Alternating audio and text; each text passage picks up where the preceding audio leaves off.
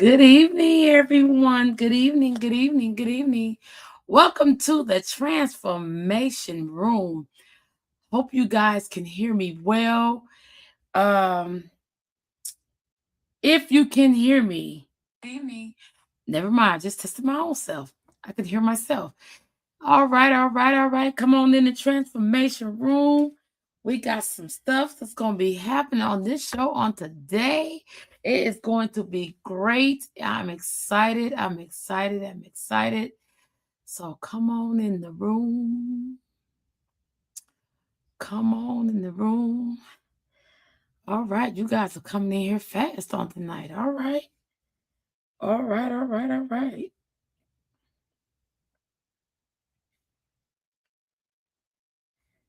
In the room. All right, can everyone hear me? If you guys can. All right, I like how he did that. All right. You be knowing all that extra good stuff.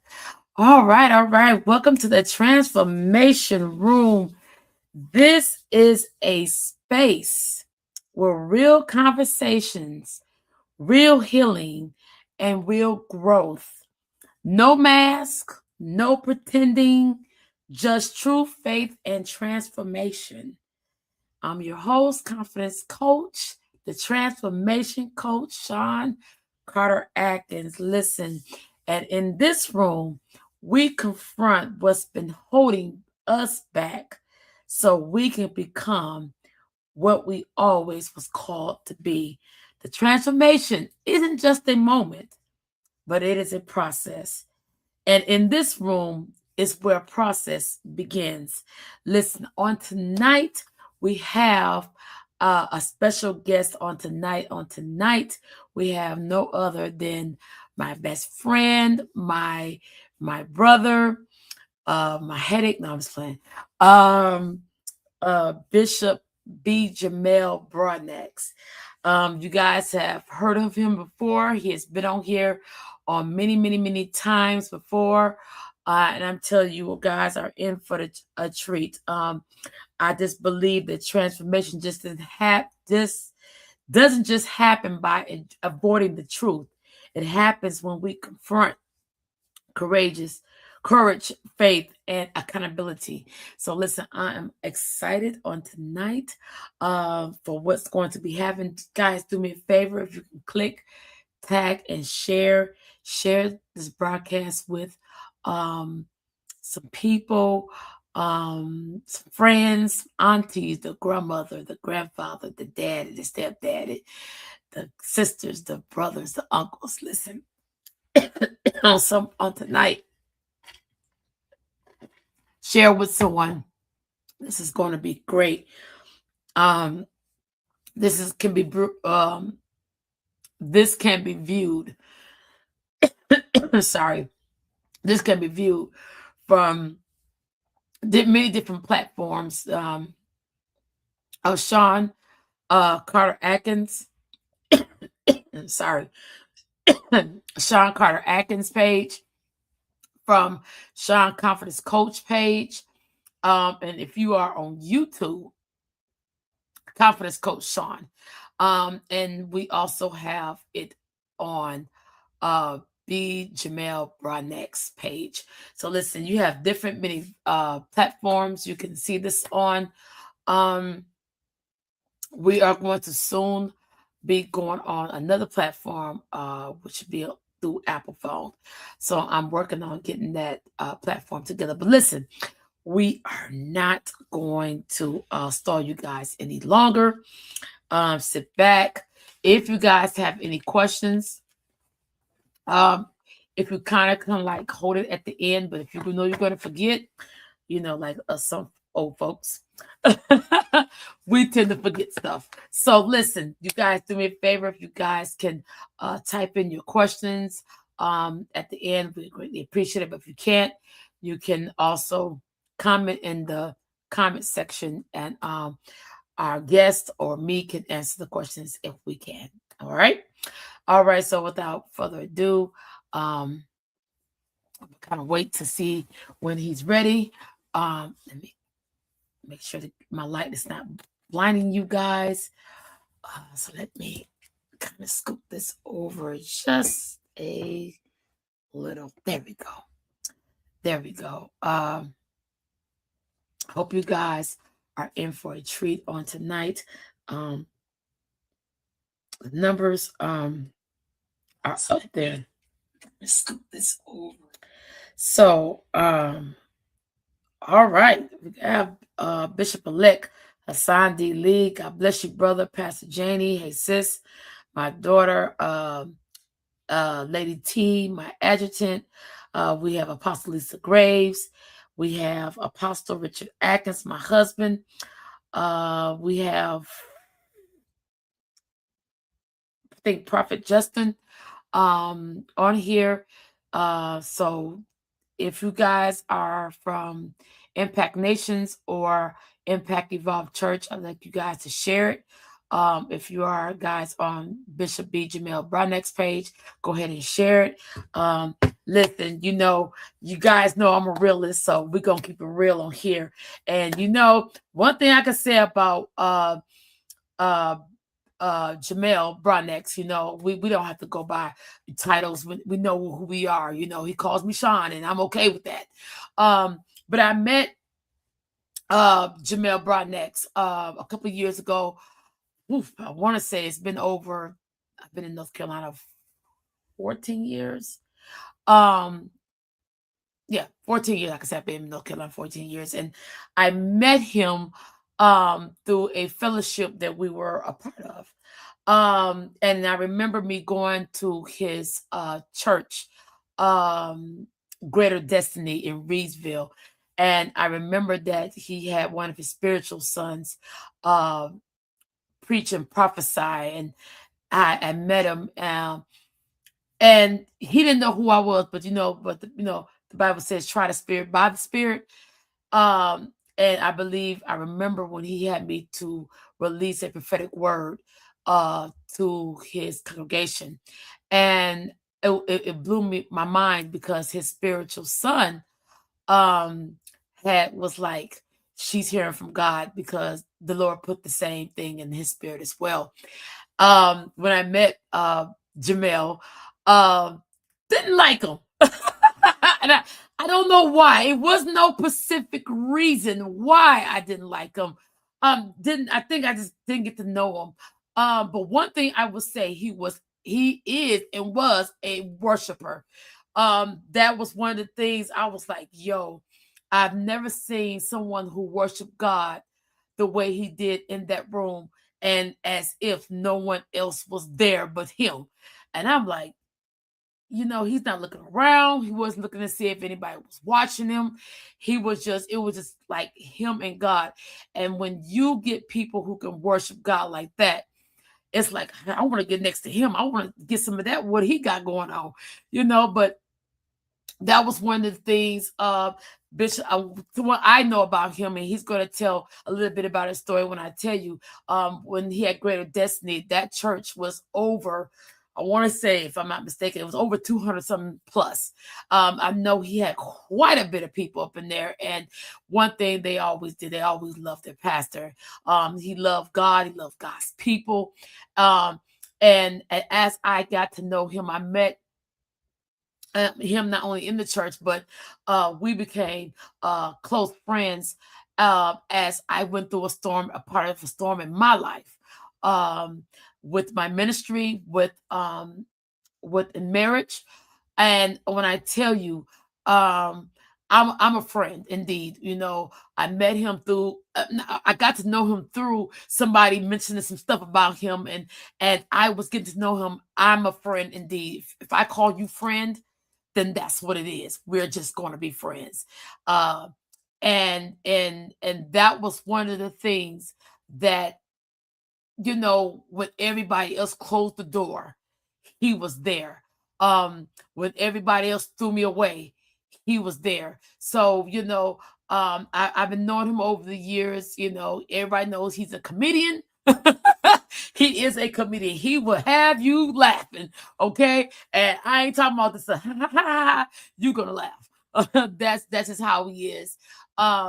but and to get to know him is to know him. Many people mistaken him.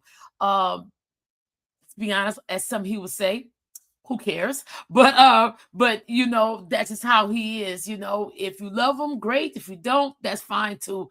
But to get to know him, you guys, I'm telling you, he is somebody that that will stick with you. He is somebody who would defend you. So without further ado, we're gonna welcome Bishop B. Jamel Broadnax, my friend, my brother. And here he comes. All right, all right. Well, hello, hello, hello. Hello, hello, hello, hello, Good hello, evening. hello. Good evening. It's Um, good to I be was here. I was telling them, you got me now. I want to put some lotion on my hands. They're a little dry. I was telling them a little bit how I met you Yeah, at Greater Destiny. yeah, And also too, doing a part of, I actually joined your church you for did. about 2 years. I sat in the You ministry did. and as an apostle, okay, didn't want a You mic. did. I told him, I said, listen, I don't want a mic. I, Yeah. I just want to come and sit, to get restored and get Yes, you myself did. together. There were some things that I'm not, things happened. Yeah. And I can say that I learned some things about ministry, about myself. And Yes. sitting in your ministry, I can say even at Greater Destiny and Unconditional Love, I can say in spiritual life center, Yes. I can honestly say that when I came to your church, I always felt at home and I always can be free to be me. So, you know, Absolutely. the things and if you want to shout, you can shout. If you want to run, you want to run. Take your shoes off, take your Yes. shoes off. And that's how it was. And we was free to worship and no matter what we went through in our walk of life, you always accept us for who we are. And as a pastor, that scriptures come to mind when it says, I give pastors after my own heart. Mm. Definitely one of those. Oh Um, goodness. but Thank you. Thank you. just Thank want you to for your kind words. I'll pay you for everything you said later. I'll cash app you. Thank you so much. oh, it's the truth. It's the truth, and I just believe giving people their flowers while they're here. But Thank you so everything I much. said is just the truth. Thank you Um, so much. just learning. You helped me to become a great pastor. Just in Oh, your thank you. ministry. Having the love of God's people. But Glory look to God. about me. This about you. Okay, all right. I'm here. I'm so, ready and I'm so, open. so, just tell us a little bit about yourself now, and then we're gonna go back to the past. Okay. What do I say about myself? Um, I'm just a nobody trying to. I'm just playing. Those of you that know that song, you know what I was singing. Well, a little bit about me now. Um, you know, I'm just. Thank you, Sierra, my friend Sierra on there. Come on here, Thank you Sierra. so much. He's a real one, ain't he? Thank you so much. I'm just you know, the difference in me and the former me, one part is I'm just me. And whatever comes with me is what you see is what you get. All these Yes. songs come into my mind. But Right. really, what you see is what you get. I'm just Jamel. I love God. I love people. I love life, and I just believe in I'm living my life like they say, like it's golden, or living my Right. best life. That's what where I am right now. Just enjoying my life.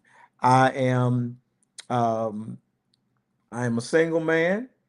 I was married to one wife for many years, 20 some years. I have, oops, I'm gonna put my phone on silent. Sorry about that. I have um, four beautiful daughters, three of them from my loins, and one, I say adopted daughter. That's what, not officially, but adopted, air quotes, adopted daughter. But it's just as much my daughter as any of my other daughters. My daughters are Jamia. Well, I'll start the oldest to the youngest. That would be Christian, Jamia, Destiny, and Skylar. And they are all my joy. And the new grandbaby, Uriah, my newest joy, and one of my greatest joys. And I don't know. That's all I guess. I don't know. You tell me where to go, Coach. I mean, you're doing good. You're doing Okay. good. All And right. All there's right. some things that I'm telling you. He is a great father. He's Oh, a great father. Um, I watch his girls. They gravitate to him. It's I'm like not sure. not only do you see the father and the daughter's relationship, but you also see like the safe space, the safe. They come to you and saying, "This is my safe space. No matter what I go in all walks of life, I can come back to this safe space." And Absolutely. I see them, and when their dad is hurt, they hurt. That's how it Absolutely. is, and I'm like, Absolutely. wow, it is Yes. amazing. Then my nieces, I love Yes. them all.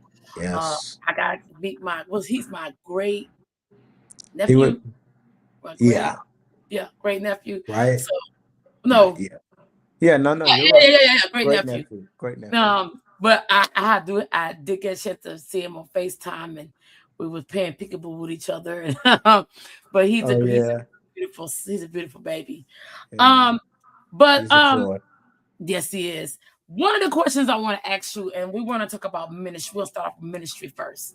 Okay. Um, so one of the things, I met you at Greater Destiny Church, and so tell us, how long have you been in ministry, and what was the first church that you started off at?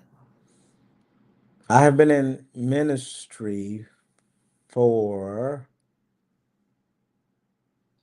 I had to get a calculator. I don't even know.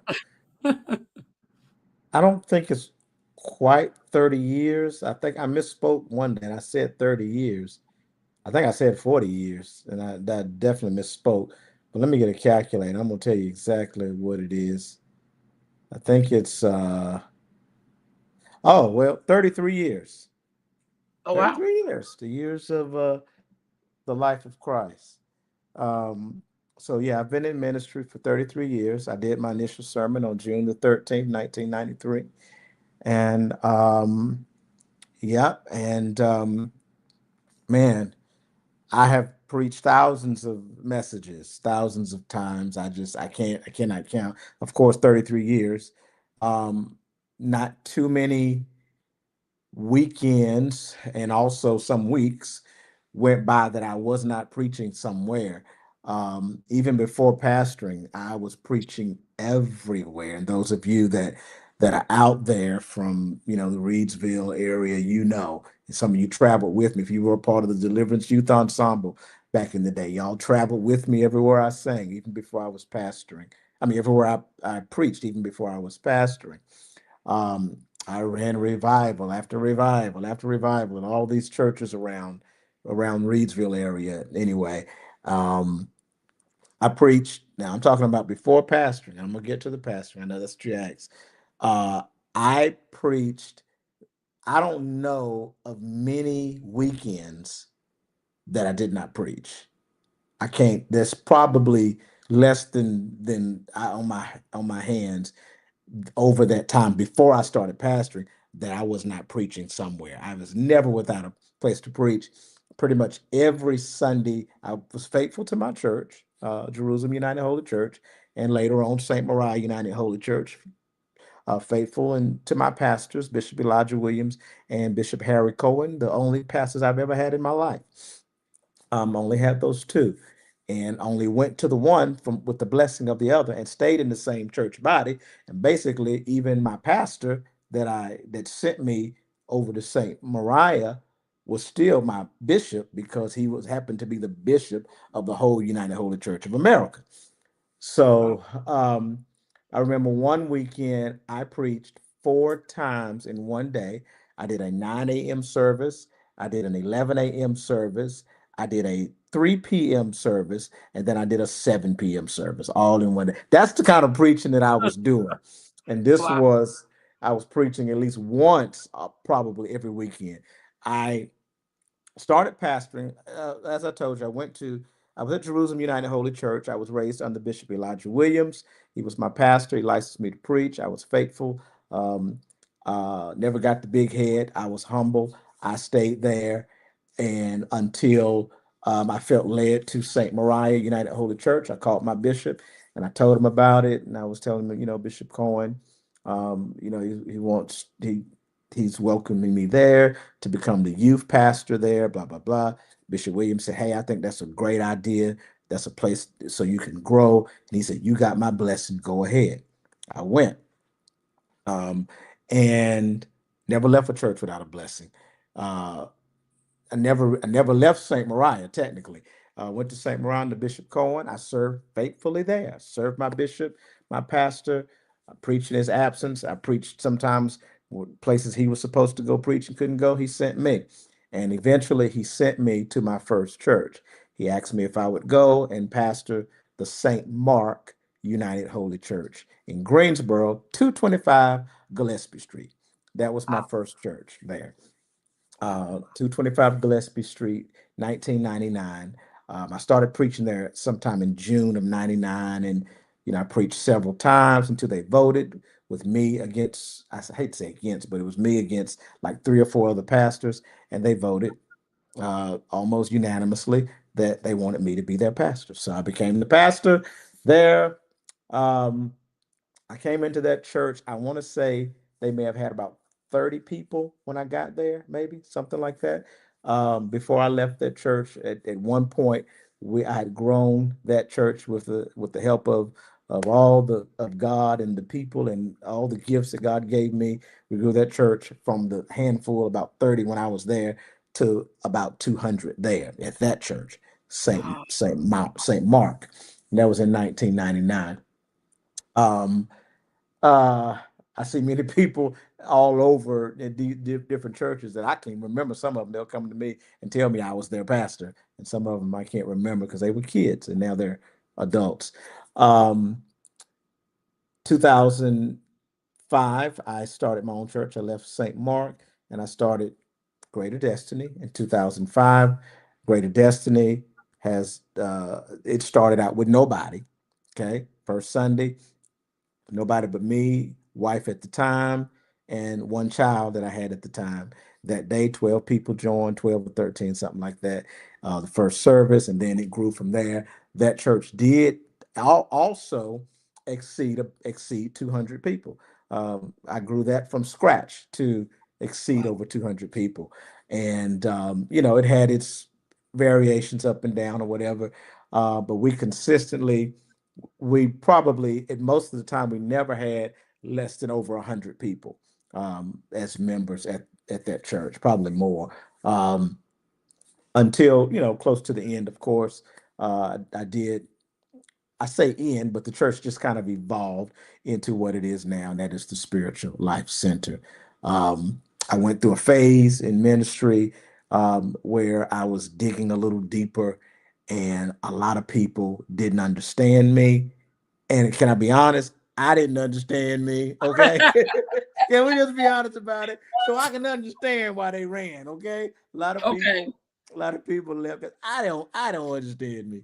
But I understand me better now. And I think many of them do. Few of them have returned. But um, now that's probably roughly, I'm not ashamed. We went from over 200 now to roughly 10% of that, roughly about 20 people. Wow. But I thank God for what he's given me. But you actually answered everything I need to ask you. But let's Oh go. You God, something you just said rushing it. something. Yeah, you did. But I like how you slid into that because if many of you guys know, and a lot of people have this presumption as if you have left God.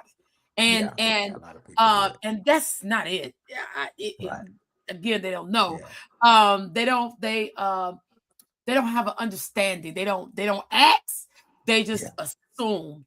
Yeah. So tell them and the difference because I know you have put on there you put you are the conscious bishop. So Okay. kind of tell them a little bit about what is the you know me, I say the conscious community because I put everybody in the community, but I Yeah. say what is conscious. I don't like that term, but go ahead. The conscious we'll say No, no, what you can is say it. the Just say it. Just say it. consciousness You can say uh it. what is conscious awareness, what is that? That's now the way you said that. I like that. What is Yeah. conscious awareness? Very, very good way to phrase it. Very good question. Um, yeah, and as you said, I call myself the conscious bishop. That's kind of become my trademark in a sense. Um, so what is conscious awareness? Why do I call myself a conscious bishop? Why not just say bishop? And I could, but I do it for a reason. Um, See, people get and like you said, the conscious. I gotta say it. I hate saying it. The conscious community. What? You know, no, because on your other page it said it's your Okay. birthday. It's saying it's your birthday. I said it is not his birthday. Well, They right there happy crooked to you. birthday to me. Hey, hey, hey. Okay, that was weird. Celebration, Right. consciousness. But some people use this term of the conscious community. And it's kind of the reason I don't really like to use that term is because of the what's attached to it, in my opinion. Because a lot of what some people call the conscious community is not consciousness at all. Okay. Okay. Because consciousness is not judgment. Consciousness is not accusation. Consciousness, it's not a conscious community when you sit back and you judge everybody that's not like you. That's not consciousness. Okay. Consciousness, you put two words together earlier. You said conscious awareness. Consciousness kind of is awareness. It means to be conscious means to be aware, to be conscious, to be consciousness. Or when I say the conscious bishop, consciousness is to think. I am open to thinking. I am not closed minded. I am open minded. I am a critical thinker, is really what that means. It means I don't take anything at face value. I believe in not just applying my faith, but I believe in an intelligent faith. There we go.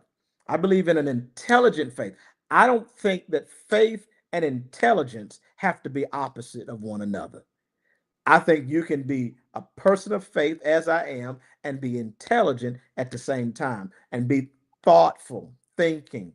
And so when I look at consciousness, I'm talking about thinking and being aware of myself, being aware of everything around me, being aware of all people around me. And when you call yourself the conscious community and you're only aware of yourself, that's not consciousness.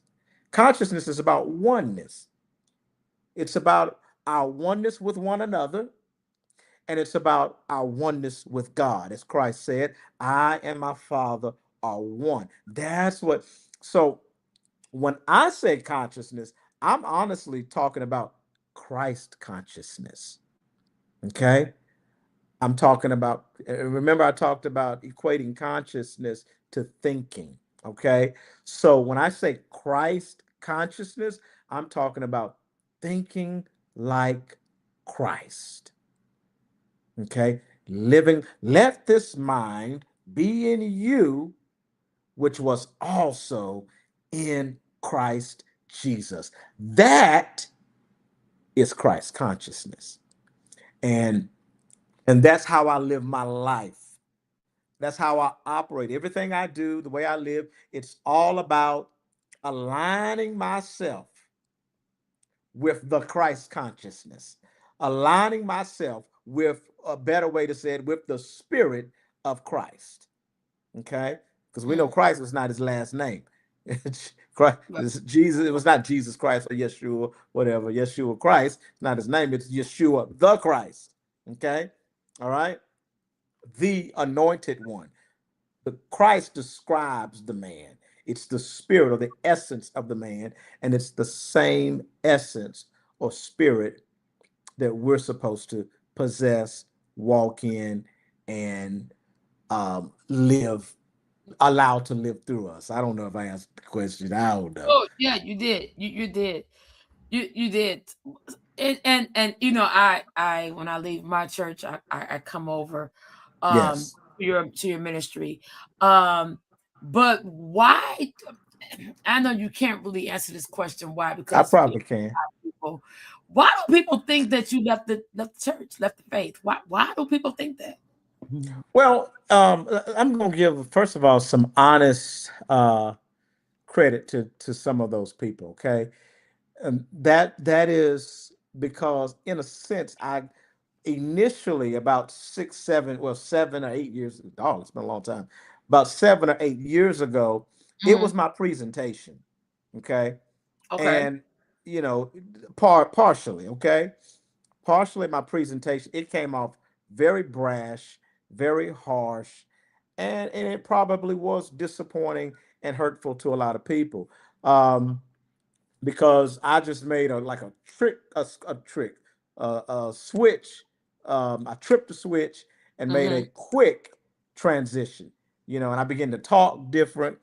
But what I was doing, Apostle, is I was living honest and openly and transparently, and people could not handle my transparency because I was doing openly the things that they do in private, Wow. and they Wow. couldn't handle that. So of course, because I'm doing openly what they do in private. So, and the main thing was, a little profanity, what they call profanity. I don't believe, I think profanity is a cultural term. It's not a biblical thing anyway. It's not a God thing. It's a cultural thing. Okay, it's about language. But they may have heard me say a couple of, you know, words, colorful words that they use in private, and they heard me say those colorful words in public. Okay, Okay. you know, which was, I still don't get that, because I was looking at some of the people that was judging me, and I'm like, nigga, you cuss too. I'm sorry, excuse me. I'm sorry. But I'm just like, what? Nigga, you cuss, you drank, you smoke, you cheating on your wife. Right. How you coming for me? I don't get it. But I don't know. I don't, y'all excuse me. But I'm just like, what?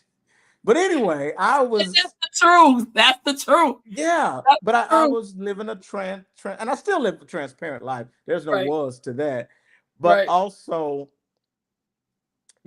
I made some statements. I did say some things that I honestly regret, but it was a part of my growth, Apostle. You Mm. see, the funny thing is, I I never understood this. Some of the same people that rejected me, that uh, damned me, that condemned me, turned their back on me, and called me names, called me crazy, and said, "Oh, he on some others," and they was cussing too. They talking about he on some other s, because it was Mm. coming back to me, and I heard them say it Right. too. Some of them, but what really confuses me is some of these people were members of my church, Mm. and they were people that I covered when they failed. I loved them in the midst of what I saw as their mess back at that time. You know, Right. some of them were living alternative lifestyles. Some of them were doing crazy things in their family, infidelity, and um, smoking weed and all of these kind of things. And I'm not condemning anybody now. I'm just saying Right. what I'm saying. Right. These were the people that were in my life and in my church. And you know what I did? I would love on them as their pastor. It's okay. Listen, God is a forgiving. That's what I would say to them. God is a forgiving Right. God. Don't worry about that. I'm going to cover you. I'm going to love you. And hey, we're going to get through this together. And those same people, when they heard me say something they did not agree with, they immediately, oh, that's the devil. They didn't give me what I gave them. That was Right. disappointing. Right. That Right. was very disappointing. You know. Um, but dang, I don't know if I'm answering your questions. I'm all over the You place. did, no, It's no, just you did I'm because vomiting here. no, you're it's good because I'm gonna tell you something, and that is one of the things that I have as I was getting dressed and I was looking. I said, well, one thing about I'm gonna say community for Christ, the Christian community, Mm-hmm. um, Mm-hmm. very judgmental, Mm-hmm. very judgmental, um will throw you away quick. And one of my biggest things, because even with Impact Evolve, they know I'm a raw person. Yeah, And but I love people in the place that they're at, but they won't that love part. us back in the place that Isn't we're that at. something? People put us through this magnifying glass as if we have it all together, and we don't. Something that my twins said, it had me rolling today. A lot of people know that we came here when my twins were 3, Mm-hmm. and I heard my twins say, I'm very sure your girls said the same thing too. They didn't see all these people in the church together, and then they were like, "Mommy, oh, I knew that wasn't gonna work out because they were fake." And I'm like, Yes. they was Yes. like, Mama, we can just tell, they wasn't themselves. I'm like, Yes. oh, Yes. whoa, they said that. They And know. and they know. They know. And it's not like, my girls was judging them, but what they were saying is, Mom, Right. I just kind of knew, sometimes I don't like coming to the church because people are just fake. And Mhm. My we have to kids put said the on this same thing. facade, as if they have it together and we don't. And that is one of the things that um I heard the Spirit say, you know, everybody's talking about being part of the kingdom, but when it comes to being a part of the kingdom, they all over the place. They all over the place. Peace, love, but then speak hate. You do this, and then on the Yes. pulpit, and then Yes. and with me, you have watched some people. These are, like you were saying, these are people, the one that cussed or smoked or whatever, but they're so quick to be judgmental or talk about what you do now. The thing is, you're being real about it, and maybe I didn't say it, but I'm gonna say it. Maybe they just not comfortable being who they are. Absolutely. No, you're absolutely right. When we judge others, including myself now in this point in my life, when we judge others, it is because of an insecurity that we have. Yeah, It's an inner. Basically, we're looking in a mirror and we're seeing ourself in that other person, and it's yeah, magnifying an insecurity inside of us. So yeah, yeah, I definitely agree. Well, the one thing I'll say that I guess to kind of sum that up is like they didn't give me the same love that I gave to them. And that was yeah, hurtful. And yeah, answer your question, why did people say I left the church? Like I said, I did say a few things that I regret that I said them, at least in the way that I said them. Um, so people felt like I was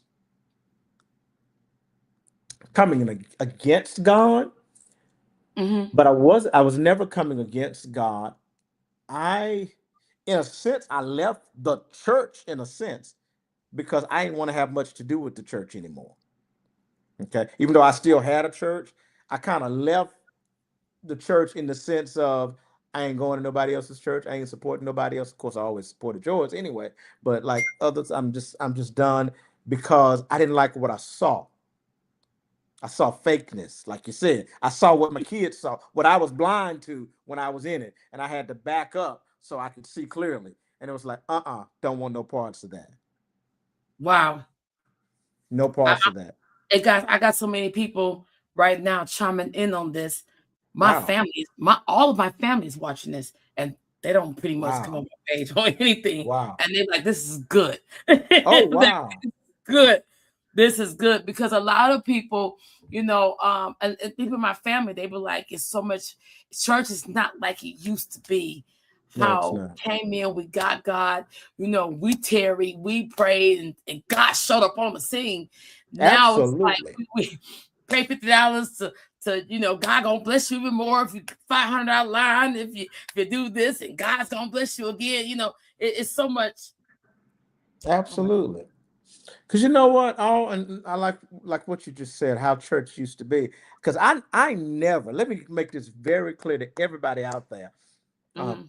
I never ever doubted the existence of God. Hmm. Always knew there was a God, but always knew that God was. God is. God is. You see, Yes. Yes. always knew there was a God, but also I knew what I was seeing Hmm. in the mainstream of the church anyway, as generally speaking, not everybody, also Hmm. knew what I was seeing in the church won't God. That ain't it. This is not Wow. it. This Wow. because I thought about, like you said, when I was growing up, I saw the real. That was real. Man.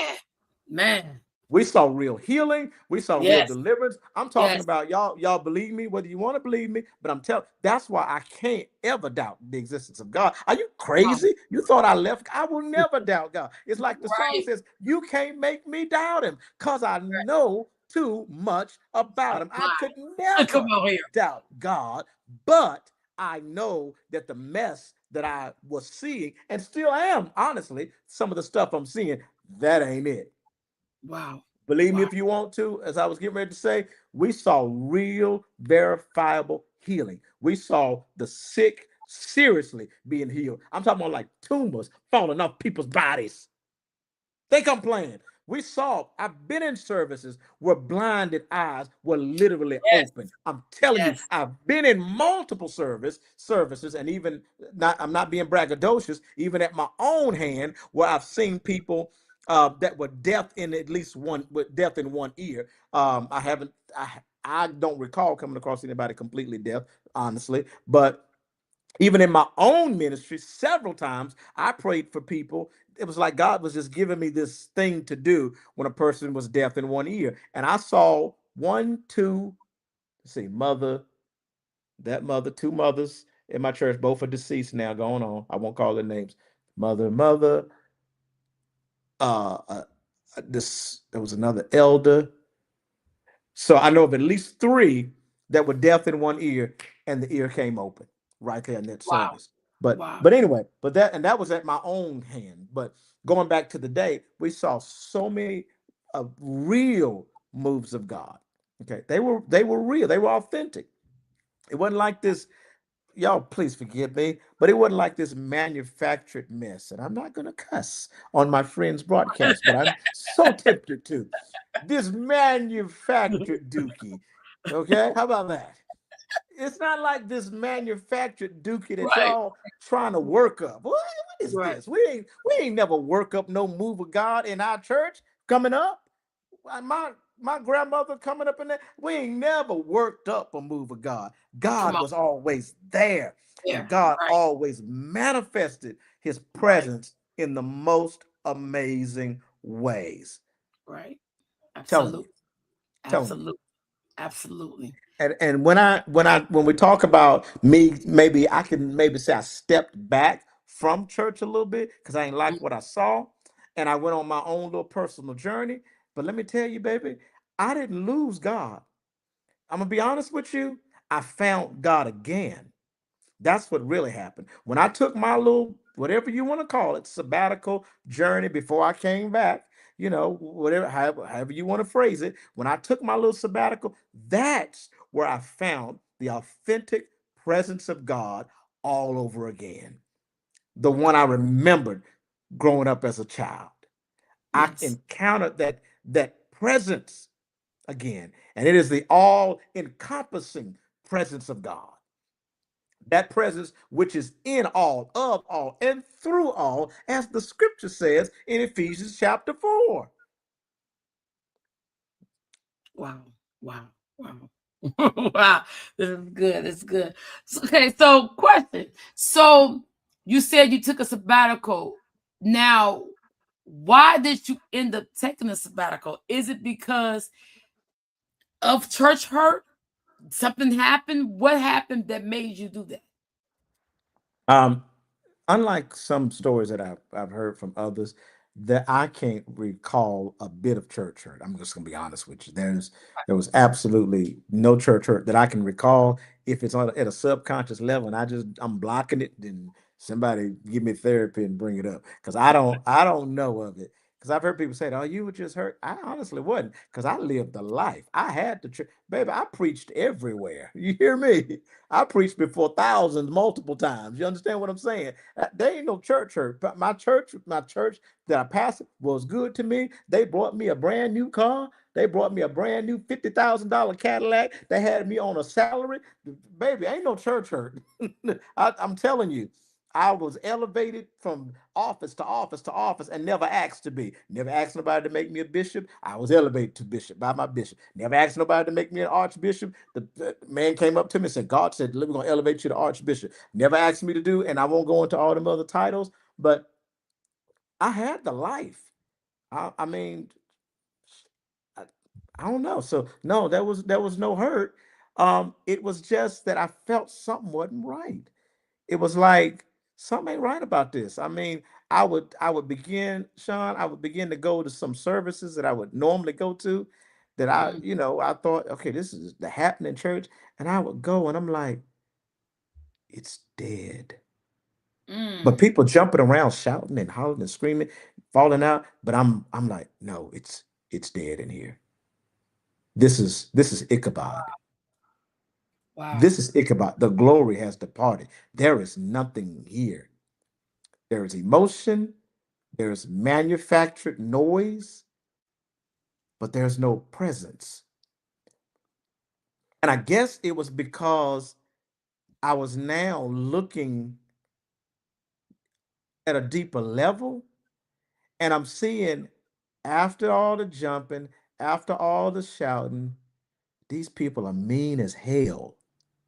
Whoa. After Whoa. all the jumping and the shouting and the prophesying, y'all can't get along with each other. You don't want to speak after service. You're stuck up. You're snooty. You're too anointed to be touched. I mean, all this stuff. I'm like, uh, uh, uh, something not right here. Something's not right here. The same people. I'm listening to the sermons. I'm starting to listen to the sermons, and I'm hearing how aggressive the hate is coming out in the name of God. And Hmm. it's just like the Holy Spirit shook me and made me pay attention. It's like, son, I want you to listen. That's what it was kind of like. Just Wow. listen. Wow. And people will think something's wrong with me because I'm sitting in the service like this, and everybody else is jumping around, and I'm going because God was dealing with me and showing me something's not right here. So that would be the only thing. No church hurt. That's the thing that made Mm. me step back and take a sabbatical because something on the inside was saying, Jamel, something's not right here. Wow. Wow. Wow. Wow. Wow. Wow. Wow. Wow. All right. So we're about to take a step back. So, Uh-oh. That made me ah, nervous for some reason. I don't know why, but I'm scared. okay. So, if I got all my little Put them stuff. notes down. I don't know. Let's not do it. Now go ahead. Oh, Jesus. Okay, let's go. Hey, So, I told you nothing's off limits. Absolutely nothing. okay. All right. So you said you was married. So, Huh? huh. Huh? Huh? Huh? Huh? I can't Eh, hurl. so you were married in ministry together. Huh? Hello? Ooh, that was a good little nap. What happened? So you were married in ministry, I uh, was. and I titled this message, "The Man, the Bishop, and then the Trauma." And I'm Mm. not saying that your marriage Hey, was trauma, bring it. Hey, bring it you on. know, but Bring it on. but but but during your Mm. marriage, let's set some people free, Okay. uh, because you were married. You said Help me, you God. were married. So what happened? Oh, Lord, have mercy. Oh, Don't kill me well, later. no, no, no. Hey, we're talking about the man, the trauma, all of that. Well, what happened? One of the things I will say, and I'll say this to anybody now, no disrespect to Dawn Alexandria Broadnax. None at all. I would never disrespect her. And guess what? I'd never allow anybody else to disrespect her. I'd knock you out. I don't care. I'd kick you in your knees. Okay? Because she is the mother of my children. And there will always be that connection and that admiration and respect for her. Um, but what I want to say to anybody,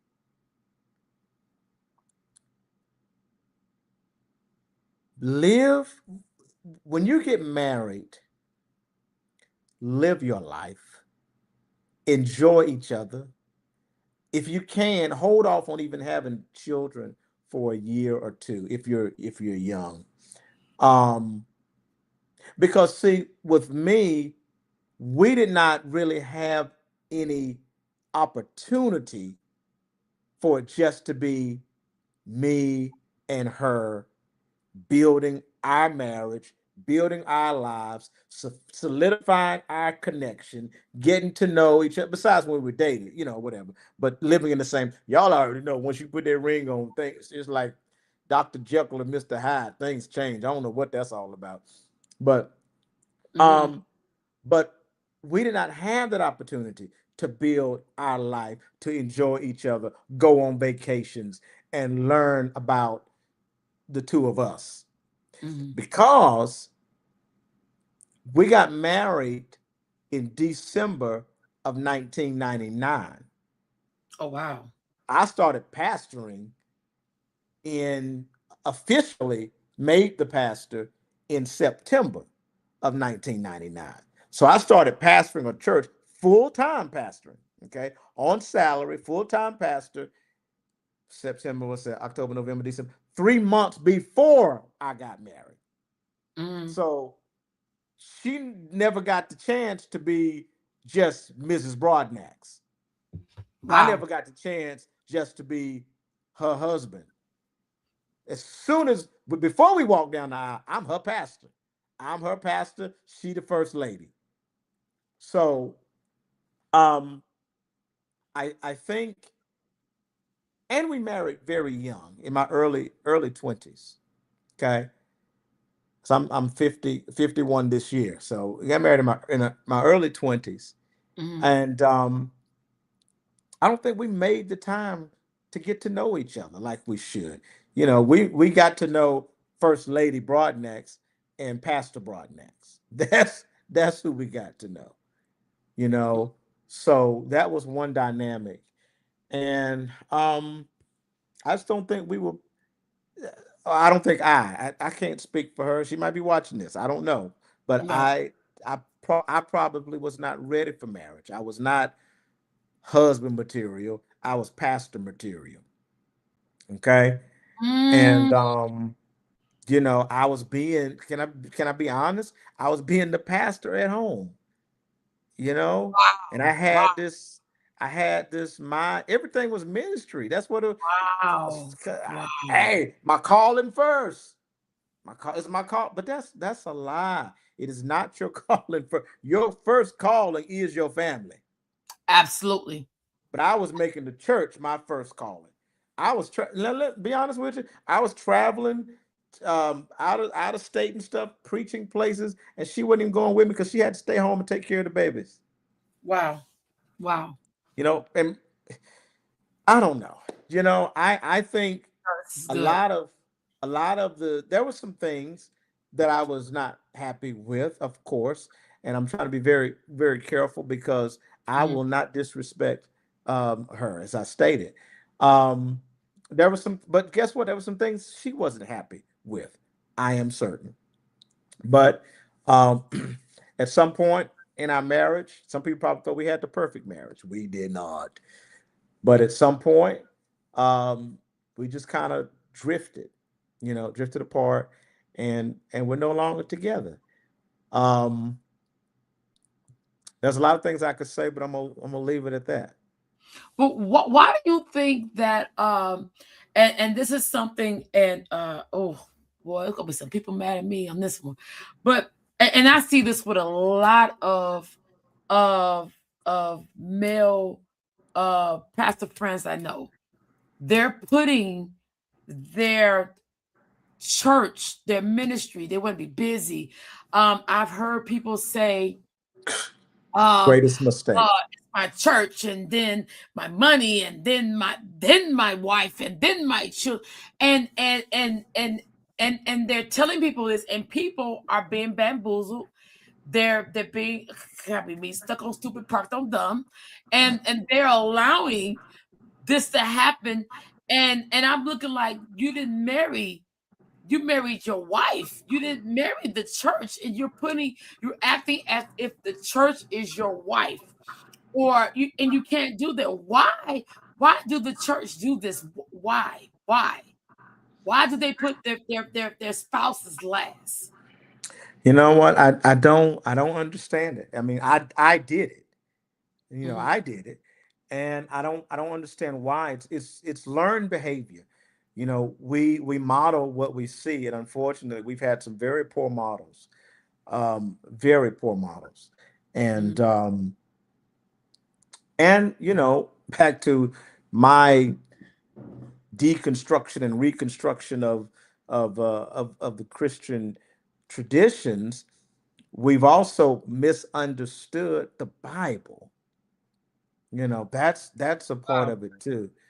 Um, and I want to say this. I hope this doesn't change the subject, but like, even in my marriage, you made me think about it because you said what happened. I Mhm. also, because I was so married to the church and married to the Bible, hear that. I was Wow. so married to the Bible. I wasn't married to my wife, I was married to the Bible. I used the Bible as a weapon in my marriage. What do I mean? Yeah. I'm your husband. You're supposed to submit to me. Wow. The husband is the head of the wife, as Christ is the head of the church. So you need to do what I say. Bible says you obey your husband in all things. Wow. I wasn't talking like that and pointing my finger Of- like that, Absolutely. but Absolutely. in a way, I was weaponizing the Bible to keep my wife in submission to my authority. You know, and again, I'm probably making it sound a lot worse than I really was. It wasn't on the level like I'm doing when I'm pointing my finger and all of that kind of thing, but in a very subtle way, I, in hindsight, I realized I used the Bible as a weapon, even in my marriage. I Because think the church does it. I mean, and I hear this as I see the church, they use that, even when I first moved down here to North Carolina, hmm um, from Milwaukee, I just seen it, that women are supposed to submit to their husband. They are the head of the yep, wife, do what yep, they say, cook, clean, that scrub, was the thing. and that You was it. And Yeah, that was it they right there. we couldn't think for ourselves. We couldn't, That's it. That's that's it. that's just how it is. And especially, as I remember one time I heard you say this about Dawn. You wanted to be the wife, but you forgot she was the pastor, the first lady, the mother, and all these things, because we wear a lot. There's a lot. of women Yes. wives that we have a lot of that we put on. I'm an entrepreneur. I'm a mother. I'm Yep. an apostle. And I Yep. got so many things that a Yep. daughter. And so many things that we handle that we forget about those things and we take Yes. advantage of it. Right. I always expected the house to be spotless. I always expected, 3 meals a day. I expected all that stuff. I didn't get 3 meals a day, but I expected 3 meals a day, expected the house to be spotless and all that kind of stuff. You know, not considering this woman homeschooling children and at one time was homeschooling and working at the same time. Imagine that. Homeschooling Wow. children, working. She the pastor, she the mama, she the wife. Nigga, if you hungry, go in the kitchen and fix your own food. What's wrong with you? Like you handicapped. Your hands broke, your legs broke. But that's just how I was. I don't know. I'm all over the place. I'm sorry. No, I'm looking at so many comments. Oh, I would never do that. Saying, oh, I'm looking at what bro was saying, and but it happens. It happens, Yeah. and I believe that is the church culture, and Yeah. that's monkey see, monkey do what they do, Yes. and that's it. And to me, I feel like it becomes a male chauvinist, or as if Absolutely. you can't do anything but to be my slave. Thank you. That's what I want to say. Be a slave in Be the a home, slave. and that's it. And that is a problem. And I think a lot of people get married so I can dictate. I Yes. can push my weight around as a man, and that's not what God designed marriage to be. So that was one of the things Yeah. I wanted to ask you. Um Okay. Now, something I skipped over this question and then I highlighted it. Okay. I'm ready About you, how did you know that you were called to pastor, preach? to preach. Okay. Yeah, because they're definitely two different things for me. Well, actually, Um, how did I know I was called to preach? Man, we're going back to me being a young kid. Um, part of me is I just knew, as crazy as that might sound, but some of the preachers out there might understand that. I just knew. Hmm. It's a knowing, like grandma used to say, I know that I know that I know that I know. I just knew, and I did deny it for a long time, um, because I probably would have been preaching about 10 years old. But I did when I was 17 is when I did my initial sermon, about to turn 18 within a month, so almost 18. But I would have dreams, and some people might not believe this because a lot of this is again going back to why I could never doubt God, because I probably had some experiences that other people haven't had, to be honest with you. um, as a child, I literally would hear the audible voice. I would say, I'm going to say the voice of God. I don't know what it was as a child, didn't know how to interpret it. I interpreted it as God. I would hear the audible voice several times as a child call out to me when I'm outside playing or something like that. And I would literally hear, I can't tell you where it's coming from, but I knew it wasn't coming from in here. It was coming from out there. And I interpreted it as coming like from the sky, the trees or something. But it would just call my name. He would, but I always, uh, in my spirit, I just felt like that was God. I didn't know what a Mm, spirit was back then, but as a child, right. but in myself, I just knew in my knower that God is calling me. I didn't know He was calling me to preach, but as the years went on, I put all of those things together, and then I would have the dreams, and of course the prophecy. So it's between the audible voice of God, um, just like your voice is talking to me right now, just that loud and clear, Mhm. um, and other little signs that accompany that. That's how I knew. And by the way, I've had multiple experiences of that audible voice, even as an adult. Not often, but I've had a few, and only when it's absolutely necessary. When it's Mhm. something that's urgent, something I need to know, I've heard the audible voice. Y'all believe it if you want to. Yeah. Yeah. Yeah. Absolutely. Okay. So I I talk too much.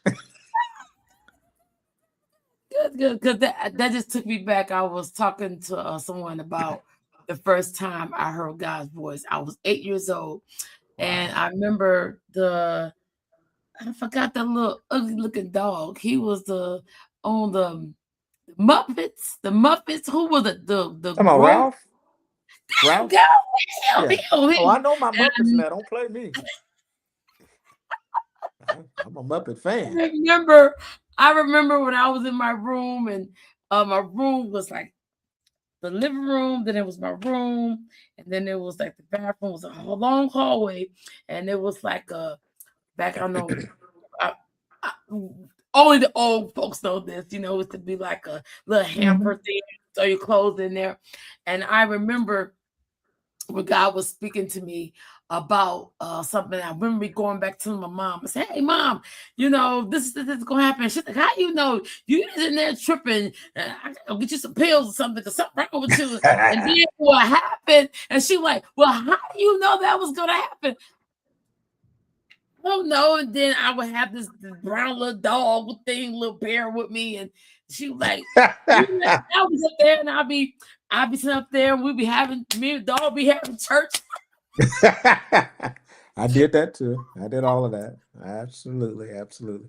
in church, and I'd be sitting up there have a little, preaching to the Buffett man, and sitting up there prophesying, laying hands on him.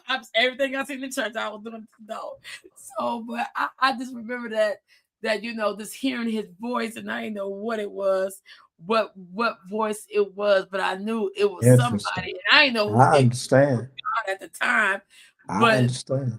I just repeated what he said, and I told my mom, my parents, they thought I was crazy, but it is what it is. Yeah. But now we're going to talk about the man. Ooh. And it's the last segment. The man, the man, the man, the man. There was something that I thought about when I was writing your questions down, and it shook me, um, because I love my father. My father is my father is my world. He's my world. Even with some things that happened in my childhood, where separation with my me and my parents, and my parents was together, but you see my father, I look like my dad, but my dad is my world, and I just can't picture this world without my dad. I don't know how I handle it. I don't know if I can take it. But I remember you telling me the story about your dad. So kind Yes. of tell us a little bit about that, if you don't Sure, mind. sure. Absolutely. Nothing is off limits. Even if you want to talk about me trying to be a whore for a period of time in my life. Ain't nothing We're gonna off limits. get to that I next. tried. It didn't work, but I tried. I, I was a horrible whore. Anyway, okay. Actually, I was a pretty darn good one. But we'll get to that later. All right, we talk about well, I got to bring in some laughter because this is a very, very serious, emotional thing. Yeah. So, yeah. I remember like it was yesterday. I was only 7 years old, actually, or 8 years old. I think 7 or 8 years old. I think I was seven, going on eight. Um, 1982, and um, I remember like it was yesterday. My dad was, I've had some very clear, very fond memories of my dad. He would pick me and my stepbrother up, I mean, my half brother, excuse me, pick us up and would take us swimming at the Reedsville JC Park. If any Reedsville people on there, y'all remember the JC pool. It's no longer exists, but um, take us swimming all the time. Man, I'd be at the door waiting on my dad to drive up in that big white, long white car with the blue whatever on top, just waiting on my dad, and memories of us riding in the car together. Just a lot of very vivid, clear memories. My dad was a very kind and a very good man, a loving man. Even the stories I hear from others um, talk about how loving he was, and a lot of them say that I'm very much like he was. Even my mannerisms as well. They say the way I stand. My aunt sometimes talks about the way I stand and stuff. It's just like my dad. But in '82, I remember I was in the living room, my grandmother's house where I was raised. There is a green recliner standing there, and the call comes in that your dad is dead. I fell back. Don't forget it. I fell back. I don't know if I passed out or what, or if I was just overwhelmed. I fell back in that green recliner, fell back. And the next thing I remember is my cousin Eddie from Cincinnati, Ohio. He'd come down to live with us, and he brought my mother in, although they weren't married and were no longer together, but she loved him. And my uncle Eddie, just another vivid memory. I have the door opening, and my uncle Eddie carrying my mother like a rag doll in his hands like this, and she's hanging over one head, hanging over that side, feet over that side, and she's just crying and crying and crying and crying, and we're all crying. And my dad, his girlfriend. I tell people I don't play when somebody says, even as a joke, "I'm gonna kill you." I don't play with that. And I want to say to mothers, fathers, especially ladies, but everybody, because my dad is a man, of course. But if somebody threatens you, get away, get away. And you may say to yourself, "Oh no, but I know they'd never do that." I don't put anything past anybody. I found this out many years later, probably in my 20s. I think it was my Aunt Peggy that was telling me this. It was my Aunt Peggy. We were sitting at Jerusalem United Holy Church in the parking lot, and she was telling me, I won't say the girl's name for the sake of her family that might be watching as well. Um, but the girl joked and told my aunt, um, they called my dad Booger. You know how black people, we got these crazy names, Booger. Okay. That's what they called him. Okay. It was his nickname. And the girl told my aunt, said, "I'm gonna kill Booger." My aunt started laughing because she took it as a joke. Well, later that night, she killed my daddy Mm, that same day. I remember my aunt Peggy told me, she said, had I known that she was serious, I would have taken her life right there at my house. But she stabbed my dad, and my dad died. I think on the way to the hospital. I can't remember that part, but I think on the way to the hospital, if I'm not mistaken, or at the hospital, my dad died. He was murdered by a jealous female. mm, um, Most of my life, I always thought that was his girlfriend. My aunt ended up telling me, and I don't, I guess the story is correct, but my aunt ended up telling me that no, they were no longer together. That my dad had broken up with her. So I saw it as kind of, in my mind, I guess, it's kind of that thing. Well, if I can't have you, won't nobody have you. So she killed my dad, and mm, it has taken me. I'm probably just getting there. So I'll be 51 this year. It probably took me 47 to 48 years. I mean, up to age 47 to 48.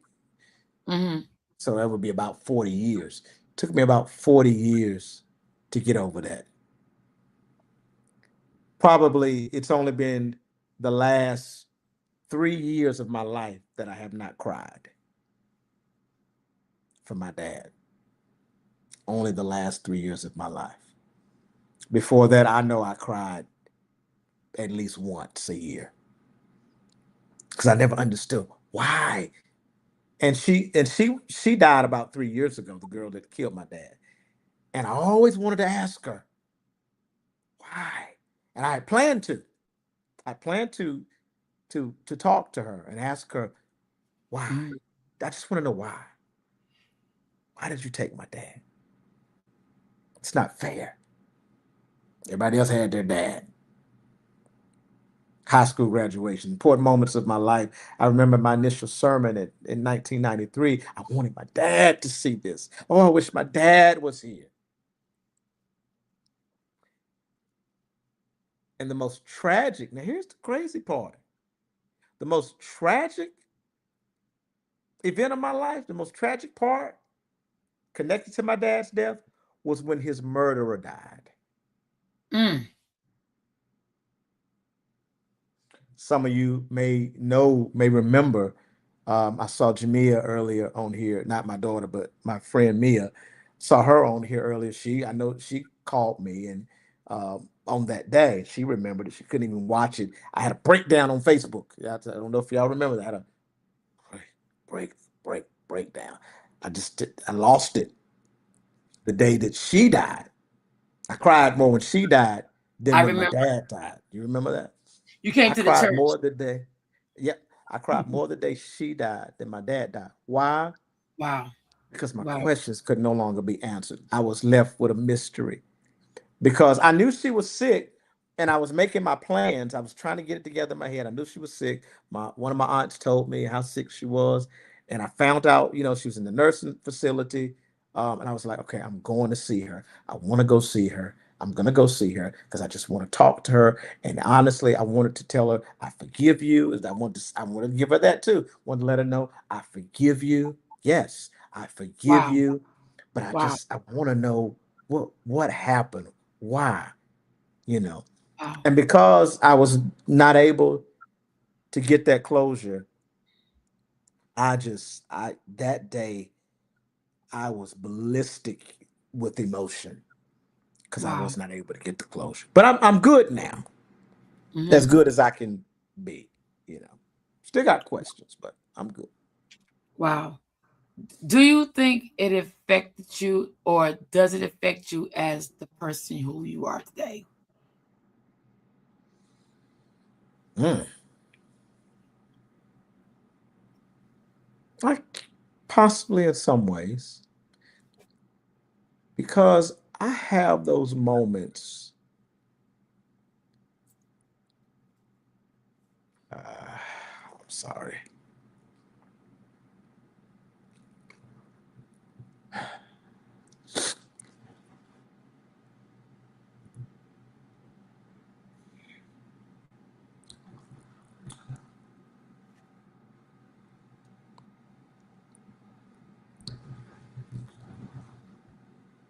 I have those moments where I have those moments where when something happens in life, I'll say, I wish I had a dad. Wish I could call my father and ask him to coach me through this. Like, for instance, I'm gonna be honest with you, one of the main things was like when I would go through certain situations, and this is over the last 7, 8, 9 years in relationships. Like, I want to call my dad when I want to ask questions, like, Dad, what do I do? This girl, this situation right here. How I don't want. Hey, I appreciate my friend Shaun. I don't want to talk to Shaun. I got a Mm. mom. I don't want to talk to my mama, although sometimes I will. That's what I do. I don't want to talk to my mama. This is those times I need a dad. I need a father. And spiritual fathers didn't do it. I tried all of that. That nothing could take the place.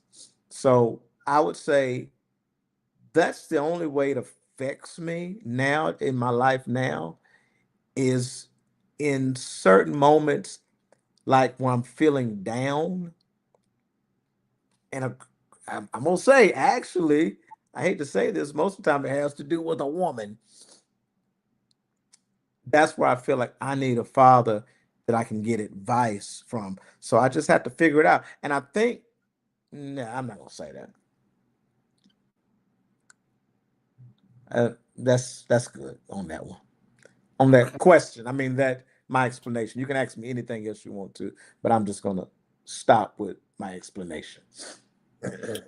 Because I know we joked about it earlier. You said something about, you being a whore. And you're a good one. Was past tense. But All my do but you know, um, and by the way, to that one lady out there that is the love of my life, there is nobody else but you. Okay, you need to know that. All right, go ahead. okay. She know who she is. Probably about three of them think, oh, he's talking about me. Nope, No, no, you probably have not. everybody next to you. Thank you, baby. Thank you, baby. Thank Right, you, baby. right, right. Probably not you. But there is one out there that knows that she's the one. And I know that she's the one. Go ahead. What's your question? I Do was a you whore, okay? Yes, I was a whore. why? Huh? Why? Why? You just said why? Because it was fun. What you mean, why? I was having the time of my life. But you Jeez. retired. You retired, right? I retired. I hung up my player's hat. I hung that thing up. I'm too old for that stuff. You hear me? Girl, I can't hardly deal with one woman. I ain't about to deal with two at one time. You lost your mind. That's too much estrogen for me. Shoot. Estrogen and attitude I ain't got time for. Excuse me, y'all. I love all y'all. Woo. Mm-mm. It's funny. You know, I think when I was having that moment, I think two things were happening. Okay, honestly, I think a part of it was I was figuring out you kind of cute. Them ladies kind of like you. Oh, sorry, them ladies kind of like the ladies like you. You know, my dad. Let me say this now. They tell me my dad was a ladies' man, just like that. So I think part of it may have been inherited. Just You know what? um, I hear that from my dad too. They say, "Oh, your dad really, is a ladies' man." I bet yeah. you a lot of men like you. I'm looking like, no. But I'm gonna say, what people we attract people. We do, we do. So part of it was, me realizing, especially after marriage, me because all that time, I mean, I didn't have to chase no woman. I had one, a Right, fine one, fine, and body was boom, boom, bang. So I've had everything I needed, and wanted. right, right. But like after marriage, that's when I really realized, like, you know, okay, good night, my friend. Um, that's when I really. Oh, I think she normally says good night as a greeting. I'm sorry, she probably just greeting. Um, so yeah, I realized I still got it. That was kind of one of the things. Like, oh, I still got it. Let me see how much I still got it. Oh, got you in trouble. And you got me in a whole lot of trouble. I found out how much I still got it. Then I found out some more how much I still got it. And then I found out some more how much I still got it. And I found out some more and some more and some more and some more and some more and some more. But that life really gets old. Um, I don't know. I did it. I don't know why I did it. I think also because my religious life I suppressed so much too, so now it was like we about to let this whore out the bag, okay? Let this whore out. But yeah, I did. Whew. We're gonna keep this. We're gonna keep this audience from all the details. I Right. lived the life, and I have no regret. That's the part. I have Yeah. no regret because I believe that all things work together for good to those who love God. Even being a whore works together for good. It wasn't good. It was not a good thing, Right. but it worked together for my good. I Right. learned a lot.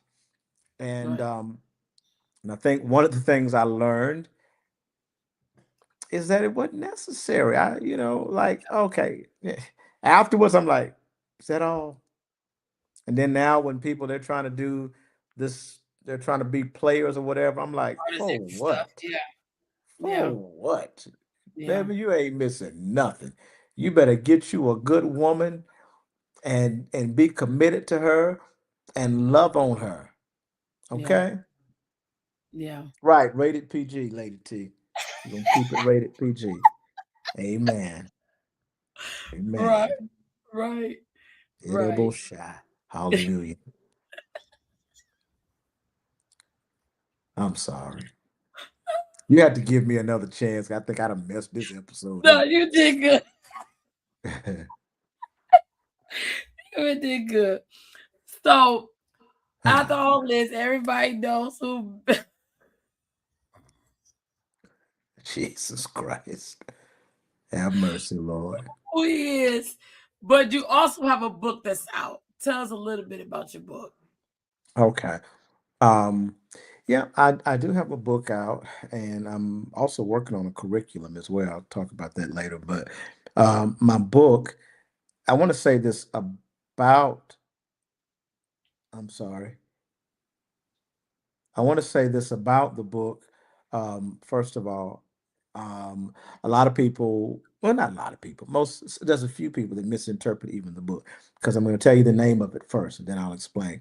The name of the book is called In the Beginning, Man Created God in His Own Image. Okay. And it is a play on words from the scripture in Genesis. In the beginning, God created man in his own image. And basically, the base, really what the book is saying, it's not doubting God creating man in his own image, but it's continuing the story to help us understand that okay, God created man in his own image, but then man unfortunately returned the favor and recreated God in his own image. So in other words, we made a picture of God to be something that God is not. And that's what the book talks about. It talks about how we as men, as humanity, we messed up what God really is. Okay, that's kind of what it's about. Okay. All right. Well, we're gonna wrap this up. This was good. This is good. I'm getting so much feedback here. My family is talking on here as well. Where Um. can you? Somebody said, where can I get a copy? Oh. Um, Okay. I don't know if my website. I think it's time to renew it, and I don't know if I renewed it, but you can try. What's the website? I think beyondreligion.net. But I tell you what, just go to inbox me. Okay, inbox me. I know you can get it on Amazon. Of course, I know that. You can go to Amazon and just type in the full title. In the beginning, man created God in his own image, or type in my name as the author and it'll come up on Amazon. But if you want to get it directly from me, I'd appreciate it because more of the proceeds come to me. Okay, less royalties that I had to get to Amazon. So, Right. but Right. either way, whatever you want to do. Okay. If anybody else have any questions, whether if it's on Facebook or shows up on StreamYard, Um, How about um, you send? Okay, I will. She said send one directly to her. Okay, I will. I will. Lady T says she wants one as well. Okay. And by the way, I'm working on a curriculum now. It's a very in-depth study. It's two courses so far. The first course is History, Origins, and Development of Clerical Attire, Vesture, and Insignia. And then course number two is the origins of the bishopric, Christian offices, and the development of episcopal rank. These are going to be academic level courses. They will not be free. I've already had a church to ask me to come to their church and to do this course, both courses in person. So I'm going to work that out with them. If anybody else wants me to do that, we'll have to work together to work that out. But it's going to be an online course. More information will come as the curriculum develops. All right. All right. Anybody else have any questions or anything they want to ask? Justin said this was an awesome interview. I appreciate that.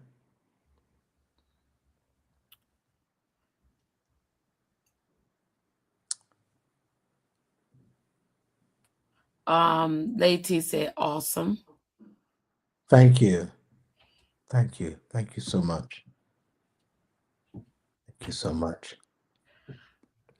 All right. Well, let us know where your church is located at and time and services. The church is the Spiritual Life Center. It's located in Greensboro, North Carolina at 1519 Bartow Place. Again, that's 1519 Bartow Place, Greensboro, North Carolina. Um, Beginning in March, first Sunday in March, our services will begin at 2:30 p.m. Okay, we're changing our service times uh, due to some logistics and some other things that are going on that we need to make some adjustments, and it just works better. So 2:30 p.m. and it's hour and a half, so 2:30 p.m. to 4 p.m. We're done. Okay. All right. All right. Well, thank you for being my guest on my show. You're welcome. I'll do a better job next time. Okay. Great job. You did a great job and was very transparent. Thank Very you. transparent. Some It's so many comments on here that I ain't see half the stuff going through. Oh Um wow. lot. Uh Apostle Brookins says, talk doc. Yes, sir. That was it, man. I promised God I would not do what I was seeing others do. Uh Mm-hmm. uh Atkins said, love the interview. Awesome. Thank you. Thank you, Bishop. Um Kelly White said, love your transparency. Thank you, sir. Apostle Booker said again, love starts at home and then the moves abroad. Then it moves Yes. abroad. He also said we have to keep the honey in the moon. Yes. Yes. Very important. They keep the honey in the moon. Very important. Uh, Don't let the honey oh, stop dripping from the moon. that's right. That's right. That's right. That's right. So, but thank you again for coming on here, taking the time. You're a busy, busy, busy, busy man, and your bedtime I is am. was 40 minutes, 41 minutes. Oh God, what? Oh my Lord. Good night, y'all. Oh my God. This old people. Oh Lord. I done turned Well, over 3 times by now. man, Mm, I got to, I can't go to bed till 12 o'clock because I got to stay asleep. So mm. bedtime at 12 o'clock. But thank Jesus. you again, my You're welcome, friend, dear. for You're coming on welcome. here, and enlightening us and helping us and tell us your story. I pray that people will get an understanding before they talk and running, they bumping their gums. So, Yes. Yes. so we will talk soon. And any other thing you want to say before you log off? Oh, the only thing I would say, what I was talking about earlier about Christ consciousness. Mm-hmm. Um, I just I invite everybody to really study the life of Jesus, and I invite everybody to just become more like who we say we are. We call ourselves Christians. Let's be more like Christ. Christ was loving, Christ was kind, Christ was forgiving, and he loved all the people all the time, no matter what. And if Yes. we're going to call ourselves Christians, let's develop that consciousness of Christ and let's be Christians. Be who you are or take down your sign. That's good. That was good. That was good. That was good. Thank you. All right, Bishop Jamel, thank you for stopping in and enlightening us and teaching us. Talk to you soon. Love you. Good gracious, that was swallow my whole head. Good day in the morning. Whew. Crazy. I love y'all. Love you too. He is funny. He is funny. But listen, guys, listen, we come on every Thursday evening at 8 p.m. Thank you guys for coming in and joining us in the transformation room. And on next Thursday, we have no other than my nephew, Apostle, Chief Apostle Waddell Butler. I can't wait to bring him on. I've been knowing him for quite a long time, and I want to go ahead and interview him on next week at 8 o'clock next Thursday, Eastern Standard Time. So please come and join us on that. I'm going to do all the men, and then for the month of March, we're going to go ahead and make Women's Month. We're going to bring all the women in, and I have some awesome guests that we're going to bring in on that time as well too. If you guys want to be a guest on my show, The Transformation Room, you can email me at ladyapostleatkins@gmail.com or conference code Shaun at gmail.com, or you can inbox me and we will get you on here. So listen, we're about to log off on here, and I thank you guys for tuning in. I love you guys. Pray for me as I pray for you, and together we watch God change things. You guys have an amazing night, and